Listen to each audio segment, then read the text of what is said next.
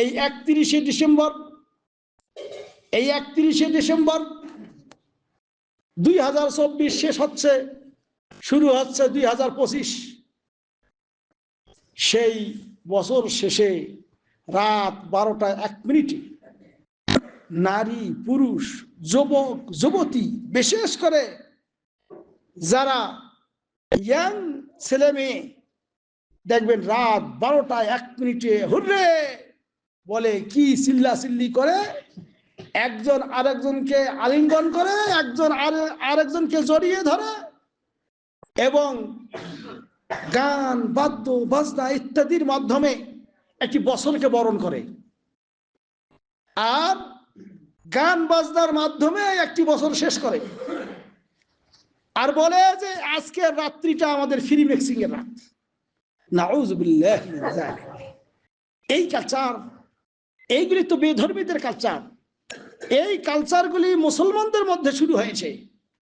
আমাদের সমাজের ছেলেমেয়েরাও এখন ওই রমনার বটমূলে, টিএসসির চত্বরে, ঢাকা বিশ্ববিদ্যালয়ের চত্বরে এবং বাংলাদেশে যত বড় বড় ইউনিভার্সিটি ইত্যাদি রয়েছে অধিকাংশগুলির মধ্যে এরকম হয় হট্টগোল, আতশবাজি ইত্যাদি করে বর্ষকে বরণ করে। আবার বাংলা বর্ষ হলে ওই রমনার বটমূলে গান গাইতে গাইতে গাইতে সূর্য ওঠার সময় সূর্য পূজা করে, এরকম করে বরণ করে। আর ইংরেজি বছরকেও এরকম করে বরণ করে। সাধু, আপনি যে এই কাজটা করছেন, এটা কি ইসলামের কোনো ভিত্তি আছে? এই কাজগুলি কি জায়েজ? এইগুলির মূল্যায়ন আপনি কতটুকু করেছেন? মুসলমানের সন্তান হয় আপনার মেয়ে, আপনার ছেলেরা রাত গভীরে এরকম করে ওপেন ভাবে অন্য পরপুরুষের সঙ্গে ঘোরাফেরা করছে, ইত্যাদি করছে, আপনি বাবা মা হয়ে এটা মেনে নিলেন? আপনার মুসলমানের সন্তানকে এইগুলিতে যেতে দিলেন? এইগুলি কতটুকু বৈধ? এইগুলিকে বলা হয় অমুসলিমদের সঙ্গে সাদৃশ্য। এই প্রসঙ্গে আল্লাহ নবী সাল্লাল্লাহু আলাইহি ওয়াসাল্লামের স্পষ্ট বাণী হলো, মান তাশাব্বাহা বিকওমিন ফাহুয়া মিনহুম। যে জাতি যাদের সঙ্গে সাদৃশ্য রাখে সে তাদেরই দলভুক্ত হবে। অতএব মুসলমানদের উচিত নয় এইগুলিতে অংশগ্রহণ করা। এইগুলি হলো বেধর্মীদের কৃষ্টি কালচার, বেধর্মীদের আধুনিকতা, বেধর্মীদের উৎসব। দেখেন না, এই যে 2 দিন আগে বাংলার জমিন সহ সারা পৃথিবীতে হয়ে গেল খ্রিস্টানদের বড়দিন, ক্রিসমাস ডে। আর এই ক্রিসমাস ডেতে মুসলমানের সন্তানরা অংশগ্রহণ করে। খ্রিস্টানেরা তো করেই, মুসলমানের সন্তানরা যা তারা কি করে, উইশ করে, শুভেচ্ছা দেয়, বাণী দেয়, হ্যাঁ ভালো আছি ইত্যাদি ইত্যাদি, ভালো থাকো। এটার মানে কি জানেন? এটার মানে হলো আপনি ওদের যে ধর্ম, ওদের ধর্মের যে কাজটা করতেছে এটাকে আপনি সমর্থন দিলেন। আর ওরা কি কাজটা করলো? এরা পালন করলো কি জানেন? ক্রিসমাস ডে, যেখানে ঈসা আলাইহিস সালাতু ওয়াস সালামের জন্মদিন পালন করলো। ঈসা আলাইহিস সালামের জন্মদিন, একটা ছোট্ট বাচ্চা, শিশু বাচ্চা গোশালায় রেখে, গোয়াল ঘরে রেখে তারে ধূপ ধুনা দেয়, সিজদা দেয়, কেউ চায়, কিছু চায়। এমনকি ওদের পোপ, ওদের যারা হুজুর ধরনের টাইপের, এরাও ওই যিশুর কাছে, ঈসা আলাইহিস সালামের কাছে চাইতেছে। আপনি জানেন কি এটা শিরক? হয়তো জানেন না। এটাকে বলা হয় শিরক। এটা হলো জুলম। ইন্না শিরকা লাযুলমুন আযীম। জুলুম হলো সবচেয়ে বড় জুলুম হলো শিরক। এই কাজটা করতেছে শিরকের কাজ। আর আপনি মুসলমানের সন্তান হয়ে এটাকে সমর্থন করলেন। আল্লাহ রাব্বুল আলামিন এই কাজটির জন্য এত রাগান্বিত হন যেটা বলার অপেক্ষা রাখে না। এমনকি সারা পৃথিবীর জড় পদার্থগুলিও এই শিরক করা আল্লাহর সঙ্গে যারা শিরক করে এটা তারা সহ্য করে না। আসমান সহ্য করে না যে আল্লাহ রাব্বুল আলামিন বানালেন, সে আল্লাহর পুত্র সাব্যস্ত করতেছো। আল্লাহ রাব্বুল আলামিন আপনাকে আমাকে সৃষ্টি করলেন, সে আল্লাহর সন্তান সাব্যস্ত করতেছে যারা, তাকে তুমি সমর্থন দিতেছো। অনেক হুজুর শ্রেণীর মানুষও আছে যে ঠিক আছে সবার ধর্ম সমান, ঠিক আছে, ওই যা গার্ড দিতেছে, উলুধ্বনি দেয়। আরে ভাই, মূর্তি পূজা করে, মূর্তি, হিন্দুরা মূর্তি তৈরি করছে, করে এটা আমাদের মাবুদ। এই মাবুদ বলে এখন মুসলমানের কিছু লোক যা বলতেছে আমি আল্লাহ শুকরিয়া আদায় করি আমি এখানে আসতে পারছি। আস্তাগফিরুল্লাহ। হ্যাঁ, ওমর ইবনুল খাত্তাব রাদিয়াল্লাহু তাআলা আনহু বলেছেন, তোমরা কখনো বেধর্মীদের যখন পূজা অর্চনা ইত্যাদি হয়, ওই সময় ওদের পূজা মণ্ডপে বা ওই খ্রিস্টানদের চার্চে এরকম প্যাগোডায় ইত্যাদিতে যাবে না।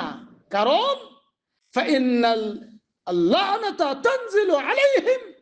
কারণ যখন তারা আল্লাহ ছাড়া গায়রুল্লাহর ইবাদত করে, আল্লাহর সঙ্গে শিরক করে, তখন তাদের উপর আল্লাহ লানত বর্ষিত হয়, লানত, অভিশাপ, গজব বর্ষণ হয়। আর সেখানে তুমি মুসলমান যাইতেছ। হ্যাঁ, দেশের সরকার যদি কোনো পুলিশ কিছু নিয়োগ করে সেটা এক জিনিস, আমরা আমাদের সন্তানদেরকে পাঠাইতেছি হিন্দু পূজা মণ্ডপে, পাঠাইতেছি খ্রিস্টানদের চালছে, ওই রকম প্যাগোডায়, ইহুদিদের সঙ্গে খুব মিল আমাদের। তাই আমরা ধর্ম যার যার উৎসব সবার, কিসের উৎসব? ওরা কোনোদিন আমাদের মুসলমানদের ঈদগাহে আসছে? হ্যাঁ, মুসলমান কথা বলো না কেন, জানো না কেন? কোনোদিন কোন ঈদের দিন কোন একটা খ্রিস্টান আপনার ঈদের নামাজে গেছে নাকি? যাই নাই। আর আপনি সেখানে যা খুব একে মহব্বত দেখা শুরু করছেন কেন? শোনেন, আল্লাহ রাব্বুল আলামিন কি রকম রাগান্বিত হন। আল্লাহ বলতেছেন, ওয়াকালু ইত্তাখাযার রহমানু ওয়ালাদা, তারা বলে দয়াময় আল্লাহ সন্তান গ্রহণ করেছেন। নাউযুবিল্লাহি মিন যালিক। আল্লাহর কোন সন্তান আছে? নাই। লাম ইয়ালিদ ওয়া লাম ইউলাদ ওয়া লাম ইয়াকুল লাহু কুফুয়ান আহাদ।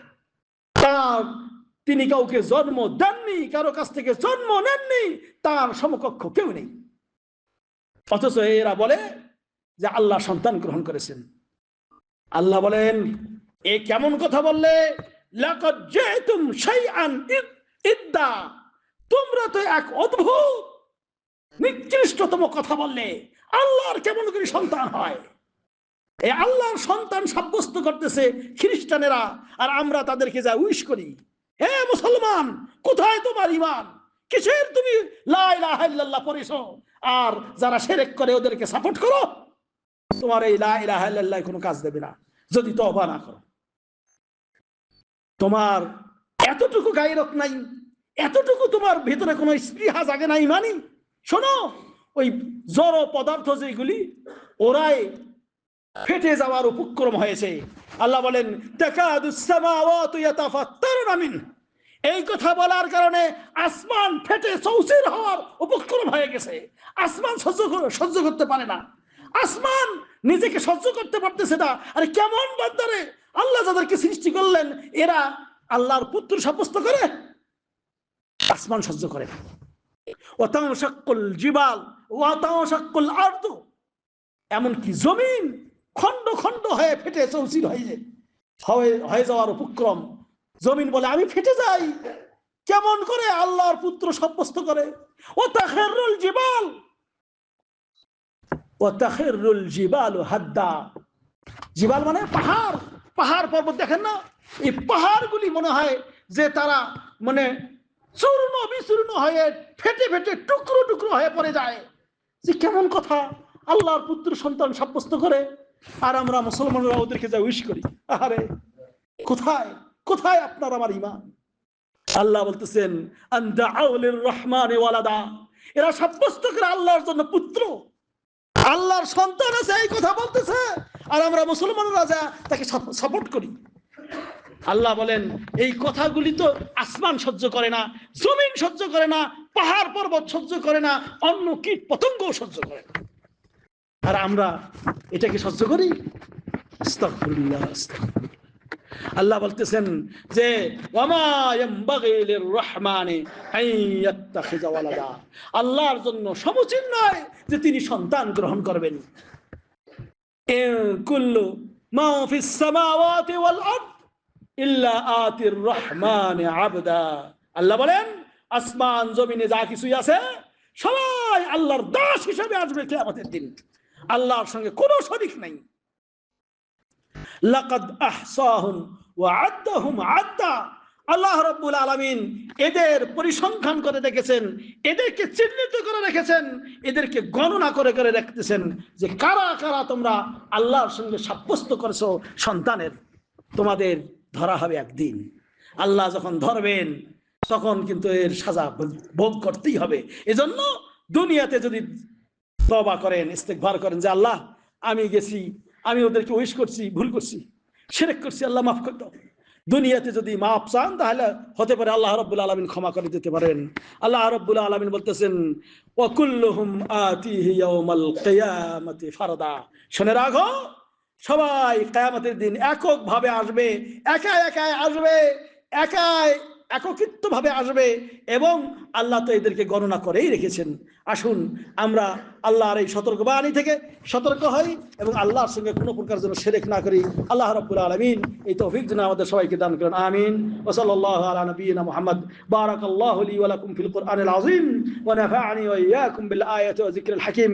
ইন্নাহু তাআলা জাওয়াদুন কারীমুন মালিকুম বাররুর রাউফুর রহিম ফাস্তাগফিরুহু ইন্নাহু হুয়াল গফুরুর রহিম।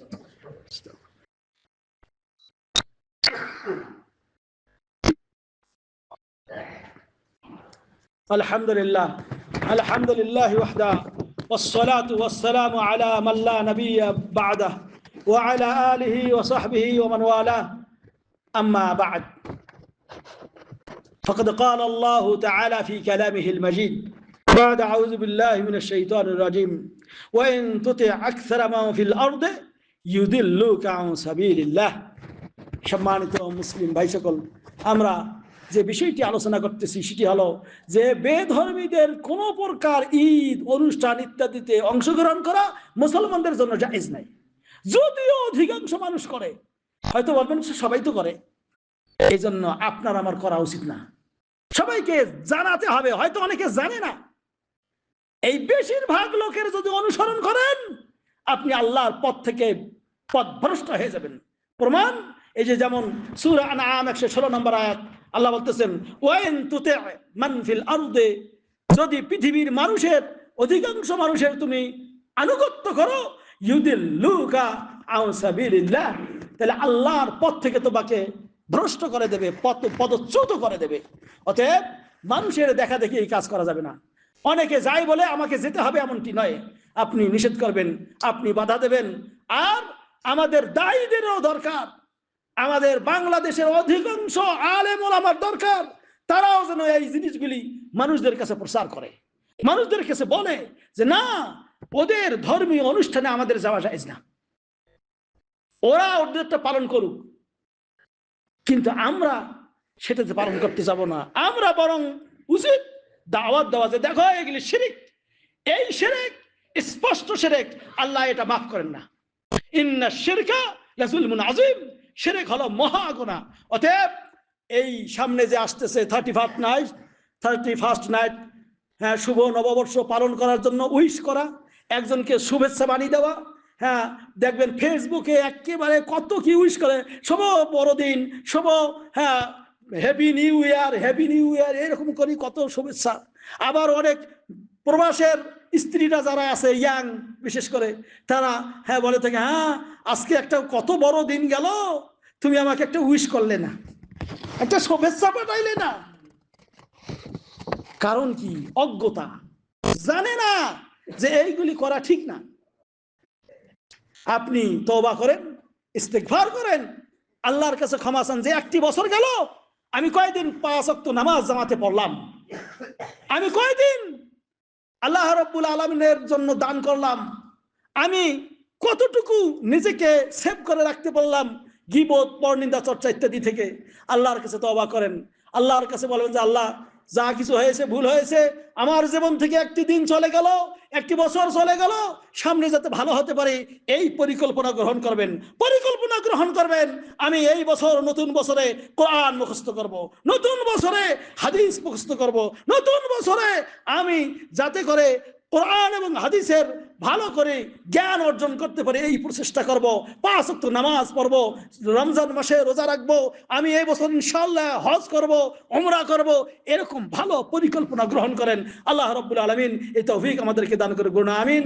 এবং আমরা যাতে কোরআন এবং হাদিস মোতাবেক নিজেদের জীবন গড়তে পারি এই তৌফিক যেন আল্লাহ আমাদের সবাইকে দান করেন, এবং সমস্ত প্রকার শিরক ও বিদআত থেকে আল্লাহ যেন আমাদেরকে হেফাজত করেন।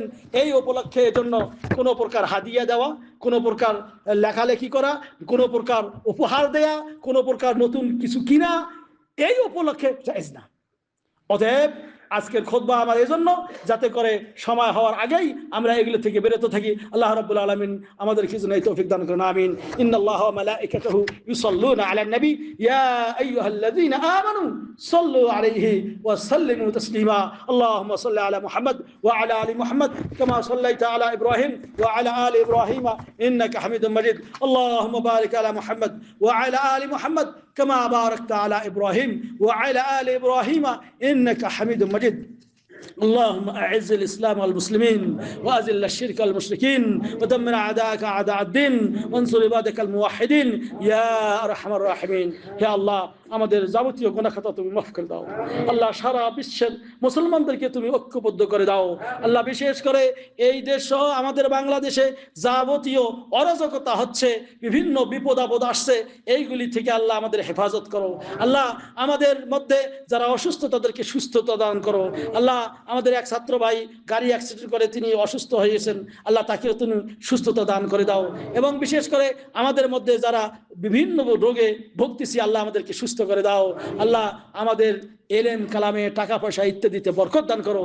আল্লাহ আমাদের ঈমানকে তাজা করে দাও। আল্লাহ আমাদেরকে শিরক থেকে বাঁচাও। ওয়া সাল্লাল্লাহু আলা নবিয়িনা মুহাম্মদ। ইন্নাল্লাহা ইয়া'মুরু বিল আদলি ওয়াল ইহসান ওয়া ইতাইযিল কুরবা ওয়া ইয়ানহা আনিল ফাহশাই ওয়াল মুনকারি ওয়াল বাগি ইয়া'iযুকুম লা'আল্লাকুম তাযাক্কারুন ওয়াজকুরুল্লাহাল আলিয়্যাল কাবীরা ইয়াযকুরুকুম ওয়াদউহু ইয়াস্তাজিব লাকুম ওয়া লাযিকরুল্লাহি আকবার ওয়াল্লাহু ইয়া'লামু মা তাসনাউন। আকিমিস সালাহ। আসসালামু আলাইকুম।